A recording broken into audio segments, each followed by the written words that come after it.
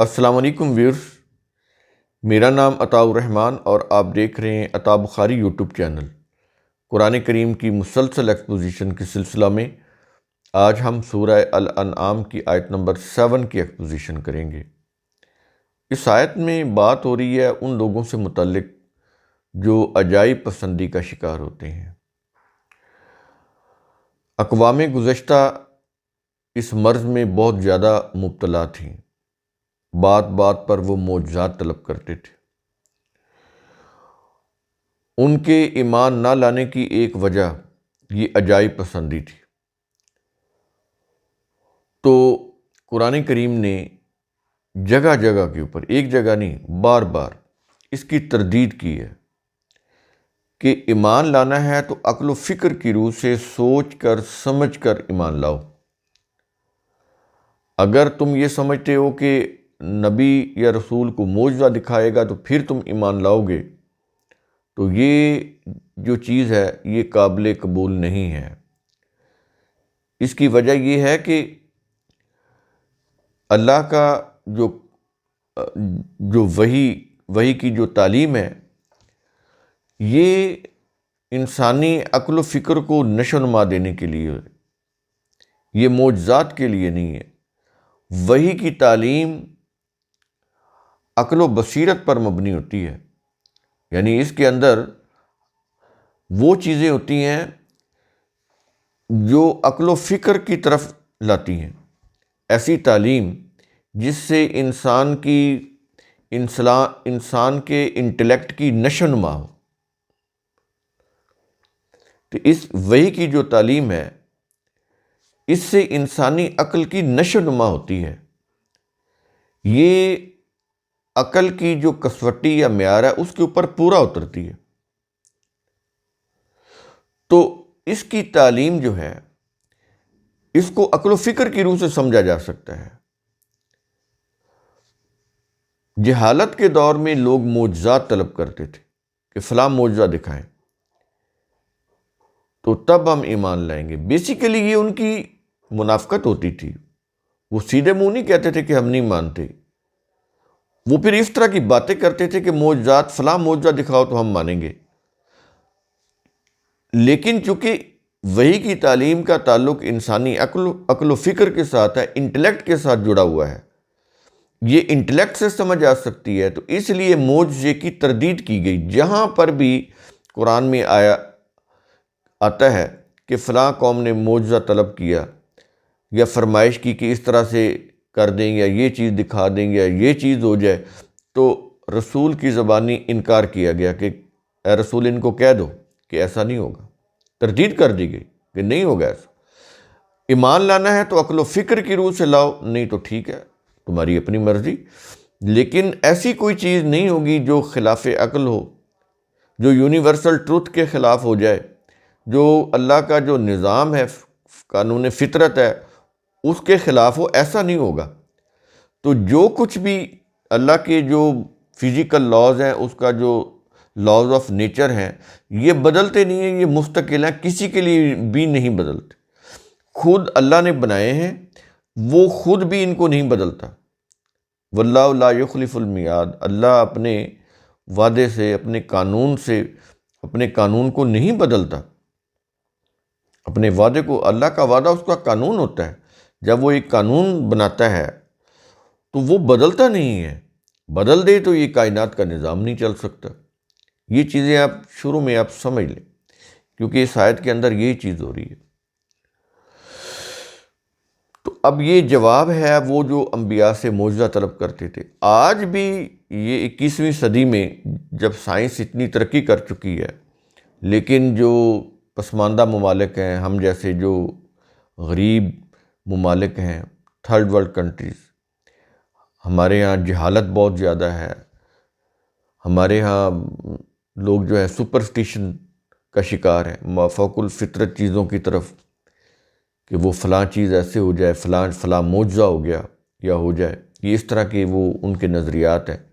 پھر اس کے اوپر چونکہ یہ مذہبی پیشوا ہے، ان کا تو ساری جتنا بھی روزی روٹی کا نظام ہے، ان کی جتنی بھی وہ پیشوائیت ہے، وہ چلتی انہی معجزات کے اوپر برکات، معجزات، یہ ساری چیزوں کے اوپر یہ چیزیں لوگوں کو سنا کے وہ اتنا مقام انہوں نے حاصل کیا ہوا ہے۔ ان کے یوٹیوب چینل کی آپ انکم دیکھیں، لاکھوں کروڑوں روپے میں، ان کی ایک ایک سپیچ کے اوپر، انٹرنیٹ کی جو یوٹیوب کے اوپر جو ان کے مونیٹائز چینل ہیں، لاکھوں روپے ان کی ایک ایک سپیچ کے اوپر ان کو مل رہا ہے۔ وہ کیا سنا رہے ہیں؟ یہی کہ رسول کی زیارت ہو گئی، رسول نے فلاں بشارت دی، رسول نے مجھے فلاں بشارت دی ہے، میری ان سے ملاقات ہوئی ہے، رسول نے مجھے یہ فرمایا ہے، یہی چیزیں ہو رہی ہیں نا۔ تو اس کے اوپر ان کے ویوز اور ان کی اتنی دولت، پھر معاشرے کے اندر اتنا مقام، اتنی عزت افزائی، ان کی پاپولیرٹی، مقبولیت، شہرت، پیسہ، مختلف چینلز ان کو بلا رہے ہیں، ان سے انٹرویو کر رہے ہیں، یہ کیا چیزیں ہیں؟ یہ سارا وہی جھوٹ ہے جس کا انہوں نے عادی بنایا، اور لوگ وہی سننا چاہتے ہیں، وہی معجزات، برکات اور اس طرح کی جو چیزیں۔ تو جتنا یہ جھوٹ ہوگا اتنا ہی مشہور ہوگا، اتنی ہی پاپولیرٹی۔ سوشل میڈیا کے اوپر کیا چیز ہو رہی ہے؟ یہ شیطانی کام جو ہے اپنے عروج کے اوپر ہے۔ اس کی اہمیت سے انکار نہیں ہے، سوشل میڈیا کی جو اہمیت ہے، جو اس کی امپورٹنس ہے، وہ اپنی جگہ پہ مسلم ہے، لیکن میجورٹی اس سے کیا کام لے رہی ہے وہ دیکھنا ہے۔ اس میں اگر اس کو بند کر دیں تو آپ ایک قسم کی علمی ترقی کو روک دیں گے، تحقیق رک جائے گی۔ اب تو یہ صورتحال ہوگی ہے کہ یہ جو انٹرنیٹ ہے اور سوشل میڈیا ہے، اس کی امپورٹنس ہے اپنی جگہ کے اوپر، لیکن میجورٹی اس سے کیا کام لے رہی ہے وہ چیز ہے، وہ بڑی نقصان دہ ہے۔ کہ آپ اپنے چینلز کو تعلیم کے لیے استعمال کر رہے ہیں، انٹرٹینمنٹ کے لیے استعمال کر رہے ہیں، لیکن اگر وہ تعلیم جو ہے وہ اچھی ہے تو ٹھیک ہے۔ تعلیم بھی تو کئی طرح کی، یہ جو مذہبی تعلیم یہاں پر جو دی جا رہی ہے قرآن کے بالکل خلاف، تو ایکچولی وہ تعلیم نہیں ہے، وہ قصے، کہانیاں، وہ چیزیں لوگوں کو عادی بنایا ہوا ہے، اور لوگ انہی کو دیکھ کے وہ ان کو ویوز دیتے ہیں، خوش ہوتے ہیں، ان کی علمیت کی دھاک بیٹھتی ہے لوگوں کے اوپر، لوگ متاثر ہوتے ہیں، ان کے معتقد بن جاتے ہیں۔ یہ ساری چیزیں اس طرح سے ہو رہی ہیں۔ تو یہ 21ویں صدی میں آج یہ کچھ ہو رہا ہے، تو سوچئے آج سے ہزاروں سال پہلے جو انبیاء کا دور تھا، جب یہ علم، سکول، یونیورسٹی، کالج، تحقیق، مشاہدات اتنے نہیں تھے، اس لیول کے اوپر نہیں تھے، تو اس وقت سادہ لوگ جو تھے، جو توہم پرستی میں مبتلا ہوتے تھے زیادہ تر، تو ان کی کیا حالت ہوتی ہوگی، ان کی کیا سوچ ہوتی ہوگی؟ تو یہ چیزیں آپ ذہن میں رکھیں اور پھر اس آیت کا مطالعہ کریں، تو پھر آپ کو سمجھ آئے کہ قرآن کیا کہہ رہا ہے۔ اس دور میں جب جہالت اتنی زیادہ تھی، توہم پرستی اتنی زیادہ تھی، دقیانوسی جو تھی، لوگ بہت زیادہ تھے۔ اب ہم شروع کرتے ہیں آیت نمبر، سورہ الانعام آیت نمبر 7۔ الفاظ ہیں، وَلَوْ نَزَّلْنَا عَلَيْكَ كِتَابًا، اور اے رسول اگر ہم تجھ پر کوئی کتاب نازل کرتے، ولو، اور اگر اے رسول ہم تجھ پر کوئی کتاب نازل کرتے، آگے اس کی ڈیٹیل بتا رہا ہے۔ کیا یہ رہا ہے کہ فی قرطاسن، کاغذ یا صفحہ میں لکھی ہوئی، یہ قرطاس بولتے ہیں کاغذ کو، صفحہ بھی اسی کو بولتے ہیں، پھر صفحے سے ہی وہ صحیفہ ہے، تو کاغذ میں لکھی ہوئی کتاب، یعنی کہنے کا مقصد یہ ہے کہ یہ جو معجزات طلب کرتے ہیں، تو ان کا کہنا یہ کہ اوپر سے کوئی کتاب لکھی ہوئی ایسے نازل ہو اور ہم اس کو دیکھ لیں، اس کو چھو بھی لیں، دیکھ بھی لیں، تب مانیں گے کہ تمہارے اوپر وحی آتی ہے۔ تو یہ اس کے جواب میں یہ چیز کہی جا رہی ہے کہ اگر اے رسول ہم تجھ پر کوئی کتاب نازل کرتے کاغذ صفحے میں لکھی ہوئی، اور پھر اس کی مزید وضاحت کہتا ہے فَلَمَسُوهُ بِأَيْدِيهِمْ، پھر وہ اسے اپنے ہاتھوں سے بھی چھو لیتے۔ یعنی ایک تو وہ اوپر سے کتاب نازل ہو رہی ہے اور وہ کسی کاغذ میں لکھی ہوئی ہے اور یہ اس کو پکڑ کے چھو لیتے، ٹچ کر لیتے۔ اب یہ چیز کیوں کہی جا رہی کہ رسولوں کے اوپر وحی آئی، انبیاء کے اوپر، اب وہ وحی آتی ہوئی لوگوں کو نظر نہیں آتی تھی،